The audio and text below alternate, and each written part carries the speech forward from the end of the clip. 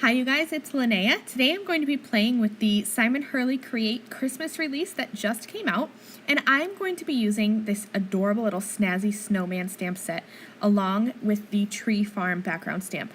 The Tree Farm background stamp is probably one of my top 2 favorite items that got released. I love this stamp set. There are a bunch of different pieces. I think there's 5 pieces. There are 2 trees that come out individually, and then there's 2 individual lines of trees, and then there's a clump where there's 2 trees together. And I had such a hard time deciding how I wanted this card to look. So I ended up turning off my camera and kind of going back and forth between, do I want 2 lines of trees or do I want just 1? And I ended up going with 1, and I really like the way the card turned out. So right now, I have lined up that single line of trees from the Tree Farm background stamp onto some watercolor cardstock.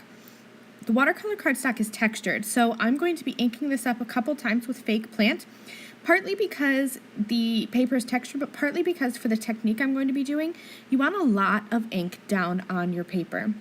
I'm even going to come in with a little bit of Midnight Snack and add that dark blue in there just to intensify that color.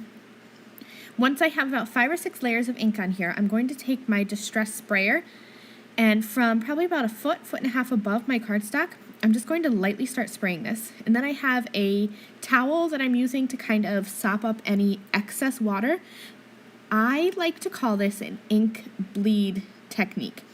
And the last time I did this in a video, somebody said like, ew, that's kind of a gross term. So I don't know what to call it. Maybe an ink run technique, but whatever it is, I love it. So basically what I did was spray it with water and get that ink moving a little bit.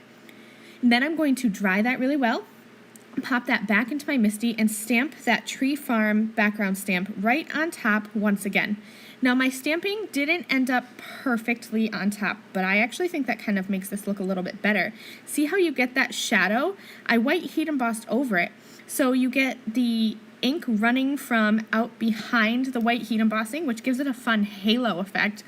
And then because I slightly shifted my cardstock, you have that dark shadow from the original fake plant stamping. Here I am coloring my images. So these are from the Snazzy Snowman stamp set. I'm just doing some quick coloring, and I didn't keep it all in here. I kind of showed you how I color white. I just use a C0 or sometimes an N0 marker and just color that in. And then I stuck to mostly reds for my images since I have the green in the background.